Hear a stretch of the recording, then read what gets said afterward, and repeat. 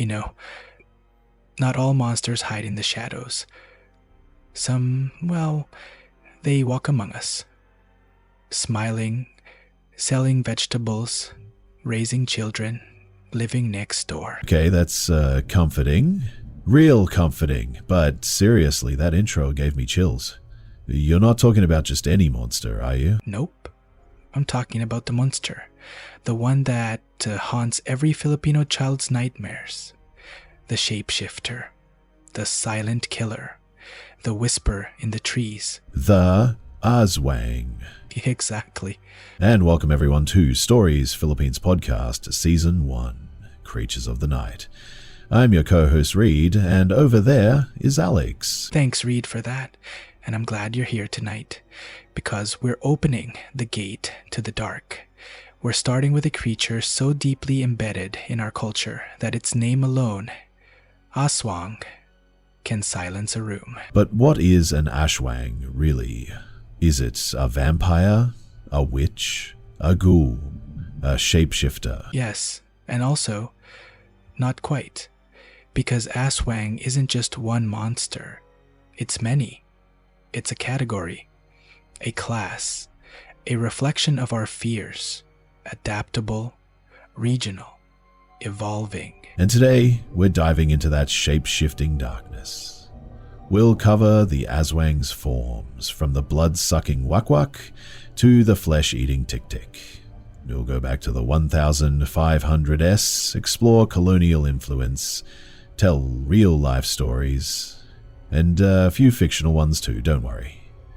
You'll know when it's story time. So, turn the lights down low, make sure your windows are shut tight, because the Aswang doesn't knock, it listens. Let's start at the beginning. Like the real beginning, before horror films, before social media stories, like pre-colonial beginning. Yeah, way back. So, the word Aswang actually appears in Doctrina Christiana, one of the earliest Christian texts printed in the Philippines, dated 1593. Fray Juan de Plasencia, a Spanish missionary, described creatures called Aswang, flesh-eaters, men who could fly, people who had pacts with the devil. That's wild, but get this. Those descriptions weren't just invention. They were exaggerations, sure, but also adaptations of older beliefs, animist beliefs. The Babylons, our pre-colonial shamans, were deeply spiritual figures. They could heal, predict, even curse. And when the Spanish came in, they didn't like that. Exactly. They couldn't control the Babaylan, so they demonized them. Literally. Many scholars suggest that the Aswang, as a concept, was partly an act of colonial propaganda, a way to paint native spiritual leaders as evil, etc., unholy. But if that's true, then why does the fear persist? Why are there stories of Aswangs way before 1593? Because they probably weren't just colonial inventions. Malay folklore speaks of the Penangala, a woman whose head detaches and flies around with trailing entrails looking for blood. Sound familiar? Yeah. That sounds like the Menengal's long-lost cousin. Exactly. So it's likely that our ancestors already had shapeshifter myths, the yings of the night, predatory spirits. The Spanish just gave them a name and a purpose: fear. So, okay, we've got the history part down. The Aswang's roots go way, way back. But now let's talk about what it is. Because honestly, this is where it gets really weird. Right, because the word Aswang isn't just one creature. It's like a catch-all term for monsters that shapeshift, eat flesh, drink blood, steal corpses, or even just live double lives.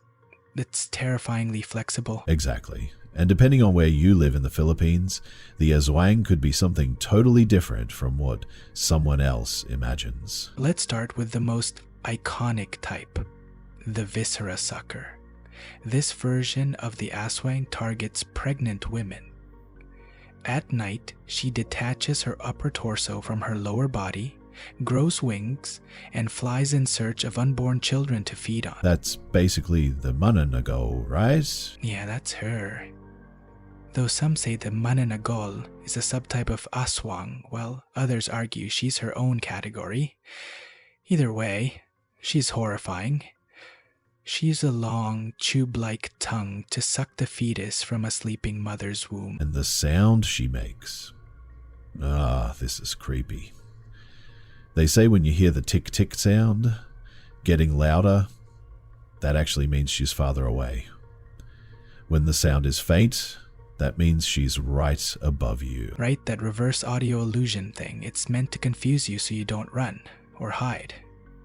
It's a clever, if disturbing, bit of folklore logic. Now, there's also the wak-wak, a kind of bird-like aswang. People say it makes that wak-wak flapping sound while flying at night. Some say it's the same as the tik-tik.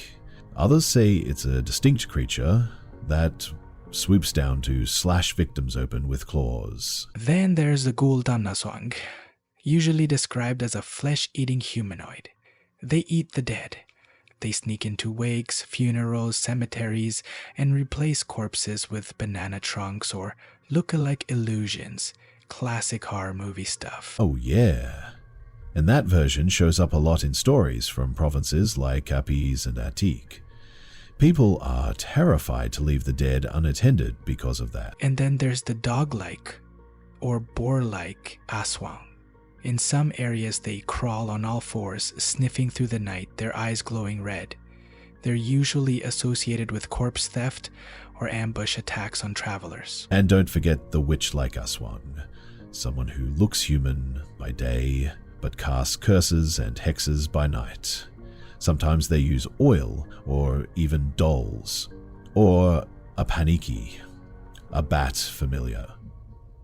That version's probably closest to our image of a Mankakulam. Exactly. What's fascinating is that these creatures are sometimes rolled into one legend.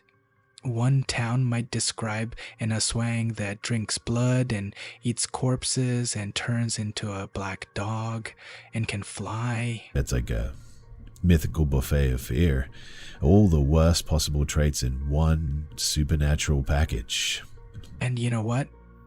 It changes by location. The Visayas, especially Capiz, Iloilo, and Aklan, those areas are the hotbeds of Aswang lore. Capiz, in particular, has been called the Kaswang capital of the Philippines. I always wondered why Capiz. So part of it was historical prejudice. During the American colonial period, Capiz had a lot of leprosy patients and unusual illnesses.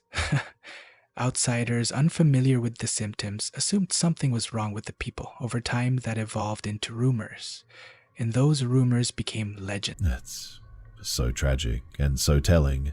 You get ostracized because of disease, then stories twisted into monstrosity. Exactly. And in Mindoro, the Mangyan tribes have their own versions of Aswang, some more spirit-like, some demonic. In Baikol, there are stories of Akta creatures that sound like a mix of Tikbalang and Aswang. In Zamboanga, the Aswang is more snake-like, silent, deadly, slithering through cracks in bamboo huts. It's incredible how flexible the myth is. It adapts to culture, geography, language, and fear. And fear is the key, because no matter the form, what all these creatures share is that they feed on us, on the vulnerable, on the unsuspecting. And usually at night. Always at night. Okay, so we've covered the different types, but how do you know if you're dealing with an Aswang? Like, what do you look for? This is where it gets really folkloric. There are a bunch of signs people look for. Some say Aswangs have bloodshot eyes. Others say their eyes reflect an image upside down. Like if you look into their eyes and see yourself hanging upside down, that's it. You run. Yikes, that's oddly specific. It is. And then there's the oil test. In some provinces, people keep a special kind of oil made from coconut and herbs that supposedly bubbles or boils when an aswang is near. There's also garlic, right? And salt? Kind of like with vampires? Yep. Hanging garlic by the window, sprinkling salt at the door, or wearing red beads or religious amulets. These are all ways to keep the aswang away. Some even hang up stingray tails or binatatpaji. That thing is like the ultimate anti-aswang weapon. And what if someone is an aswang? Like, what if you suspect your neighbor? Oof, that's when it gets really dicey. Some stories say they avoid religious objects. Others say they can't look you in the eye. But then, they're also known to blend in perfectly. Smile at you in the morning, then eat your heart after dark. Okay, this is a little too creepy. Do we have a story? Oh yeah, we've got one. This one comes from an old tale passed down in Capiz. Not a real testimonial, but folklore that feels real. You ready? I'm ready. Let's go. They say it happened in 1970s in a sleepy barangay outside Rojas City. There was a woman named Aling Pina. Quiet, polite, always wore long sleeves even in the summer. People liked her, trusted her. She sold homemade vinegar and banana chips. One day, a little girl named Mila fell sick. Her mother said it was just a flu, but something felt off. Mila wouldn't eat, her stomach swelled. At night, she'd cry uncontrollably, pointing to the ceiling, screaming, "She's here, she's here!" The neighbors brushed it off. Kids say weird things. Until one night, Mila's father, half asleep, heard a noise. A soft tick-tick-tick outside their bamboo wall, faint, almost like a clock. He got up, flashlight in hand, stepped out into the dark. Nothing, just trees and shadows. But then he saw something high in the branches, a figure hanging upside down, wings like a bat, a face like a lingpina. He didn't scream. He couldn't. His body froze. The thing looked at him, hissed, and vanished into the trees. The next day, Alingpina didn't open her stall. She vanished. Packed up everything in the middle of the night. Some say she moved to Iloilo. Others say she flew. But the girl, Mila, she got better the next day. The illness had left with the thing that caused it. Nope. I'm going to sleep with garlic in every corner tonight. That's the thing. Whether or not you believe it, stories like this are everywhere. They stick, they echo. And there's something primal about them. It's not just a creature. It's the idea that someone you know, someone you trust, might be something else entirely. That's what makes the Aswang so terrifying. It doesn't just hunt you, it fools you. Okay, folklore is already spooky enough. But now we're diving into what people claim to be real encounters. Yeah, and it's important to handle this carefully because these stories, they're not just entertainment, they're memories. Sometimes trauma. Right, so we're not saying these are facts, we're saying these are experiences. Believed and retold, passed on through families and barangay gossip. And some of them are just too specific to ignore. So let's start in Capiz. We've talked about how it became the so-called Aswan capital. But do you know how deep that stigma runs? I've heard the jokes. Like if you're from Capiz, people automatically ask you, are you an Aswang? But I didn't realize it had such a serious edge. It does. In fact, there were news reports in the 90s and early 2000s about people being driven out of their homes after being accused. A few were attacked. At least one woman was beaten by a mob who believed she was an Aswang, just because her child was born with deformities. Oh, that's awful. So the folklore, while fascinating, also has a darker, real-world impact. Exactly. But let's talk about sightings. Because even with modern science and education, people still report encounters. So, you got any specific ones? Yeah, so there's this old story from Iloilo that made it into a few local news blogs. A woman was walking home late from the barangay fiesta. It was around midnight. She heard something in the trees, like wings flapping slowly. She looked up and swore she saw a floating torso with entrails hanging down. Just hovering, watching her. She froze, clutched her rosary, prayed, and then the thing disappeared into the dark. What happened to the barangay fiesta? No sound, just gone. Okay, but what if it was just like a bird or something? That's always a possibility, and that's what makes these stories so tricky.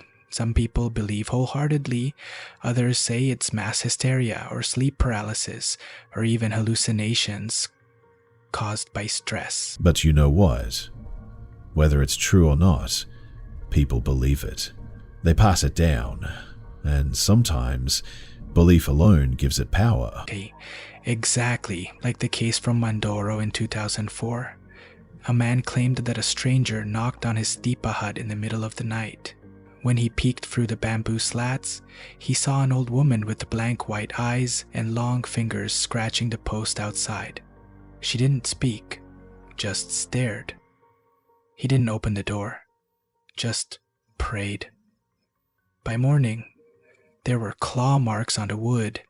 He moved his family the next day. That's the kind of thing that sticks with you forever. And people will argue, why didn't he take a photo or why didn't he call the barangay tenant? But like, when you're terrified and in the middle of nowhere, thinking a demon is outside your house, are you really reaching for your phone? Fair point. And honestly, the fact that these reports still come in year after year shows how deeply rooted the Aswang legend is. Even now, even with Wi-Fi and Netflix. It's more than a myth. It's a symbol, a survival mechanism, a story we tell to explain the things we can't. So, we've talked about the old stories, the Rule Baron K whispers, but the Aswang didn't just stay in the shadows, right? Nope. It moved into the spotlight, onto our TV screens, movie theaters, comic books, even global media. And honestly, that's part of what's kept the myth alive. I think one of the most well-known examples, at least recently, was that episode of Grimm, that American supernatural show. They featured an Aswang in one of their episodes. Yeah, season 3, episode 14. It was called Mommy Dearest. The Aswang there had this creepy long tongue and targeted pregnant women. Classic viscera sucker style, and it freaked people out. But it also kind of made a lot of Filipinos proud. Like, hey, that's our monster. Exactly. The visibility made people curious, and suddenly, more folks outside the Philippines were Googling Aswang, trying to pronounce tik-tik, learning about our mythology. It's not just American shows. Here at home, the Aswang is practically a staple in horror films. You've got movies like Tik-Tik, The Aswang Chronicles, with Ding Dong Dantes. Remember that? Oh yeah, that was super stylized, kind of like a comic book brought to life. It took the myth and modernized it. Guns, gore, slow motion action sequences. Filipino horror, but make it cool. Then there's Shake, Rattle and Roll. They love the Aswang. Total classic, and it's not just horror. Aswangs also show up in fantasy, in comics, in TV dramas, even Trise, the Netflix anime based on the Pinoy comic series. It features Aswangs as organized crime figures, like imagine the mafia, but worse. Right, that was such a fresh take. These weren't just monsters anymore. They had systems, territories, alliances. That kind of world building made the myth feel bigger, more alive. And more complicated. Because now, the Aswang isn't always portrayed as pure evil. Sometimes they're tragic, as long as they're closely understood. Even victims of their curse. Which kind of mirrors how we treat monsters in modern storytelling overall. Like, think about vampires. They used to be the enemy. Now they're romantic leads. Exactly. And the same thing is happening a little with the Aswang. In indie horror zines, student films, even TikToks, you'll see people exploring questions like, what if the Aswang didn't choose this life? Or what if he's just trying to survive? So the myth evolves from colonial fear propaganda to movie monster to maybe a metaphor. Yes, that's where we're headed next. So let's step back a bit. We've covered the stories, the sightings, even the Netflix cameos.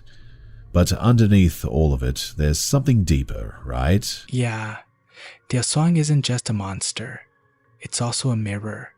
It shows us something about who we are, what we fear, what we try to control. It's like the way monsters have always worked across cultures. Vampires represent forbidden desire, werewolves, loss of control, zombies, fear of death, or even conformity. Right. So what does the Aswang represent for us? Maybe fear of betrayal? Exactly.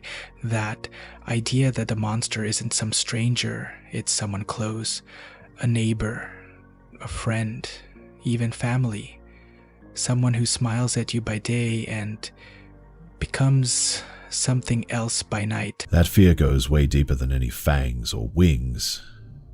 It's about trust and survival, especially in tight-knit rural communities, where everyone depends on everyone. And it shows in the kinds of victims the Aswang targets: pregnant women, the sick, the elderly, the vulnerable. It's like the folklore was trying to protect those who needed it most. Apade na buena palong in the Philippines, indes de vumerustes. Right, like a cultural immune system. Don't walk alone at night. Stay indoors when you're weak. The Aswang becomes a warning. And think about the time periods where these stories really thrived. Times of war, colonization, poverty. When people were afraid, uncertain, and looking for someone to blame. So the Aswang becomes the scapegoat, the outsider, the strange one in the village. It's kind of heartbreaking, honestly. Yeah. And then, of course, there's the gender angle. A lot of Aswang stories, especially the Manananggal types, are women. And not just any women, often single, independent, childless. Which, in a very conservative society, are traits that already attract suspicion. Exactly. So maybe some of these legends were ways to punish or control women who didn't fit the mold. Wow, that actually makes it even scarier, because now the monster isn't just outside. It's been created by fear, by society, by us. Right. And that's why the Aswang survives. Because it's not just about claws or wings or viscera, it's about what's underneath all that. The real raw fear that we carry generation after generation. Fear of the unknown, fear of the other, fear of what we might become. And as long as that fear is alive, the Aswang is too. So, after everything, after all the history, the stories, the sightings, the psychology, what do we make of it? Why do we keep telling Aswang stories? Because we need them. Even now? In an age of cell towers, streaming shows, and AI? Yeah, especially now. Why? Because monsters give shape to things we can't explain. They let us talk about fear without saying, I'm scared of losing control. Or, I'm scared my body will betray me. Or, I don't trust the people around me. So instead, we say, there's something in the trees, something flying outside, something with a tongue like a snake, watching from the shadows. Exactly. And when we tell those stories, we own the fear. We tame it. Hello. But the Aswang doesn't just go away. It's like you said, it evolves.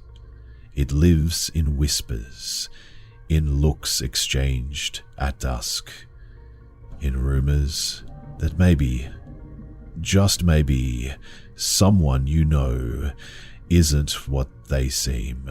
And that's why we're still afraid to walk alone at night, why we still avoid looking too long into the eyes of a stranger, why some windows are always kept shut, and why, in some parts of the Philippines, the trees never seem just like trees.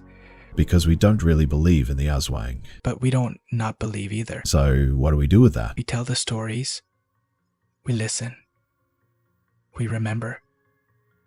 Because the worst monsters are the ones we forget to guard against. And sometimes, the ones that knock aren't the ones you should worry about. Because some monsters don't knock. They listen. That's it for our first episode of Stories Philippines podcast, Season 1, Creatures of the Night. We hope you're still with us and that your lights are still on. Next week, we take to the skies. We're hunting a creature that splits in two, drinks unborn children, and leaves only silence in its wake. It's the Mananagal, the severed scourge of the night sky. So, don't miss it. And if you've ever had your own Aswang encounter, a family story, a tale passed down from your grandparents, send it in. We just might read it on the show. Thanks for staying with us through the dark. Until next time, sweet dreams. And remember, not every call for help is what it seems. Not every knock is a person, and not every neighbor is who you think they are.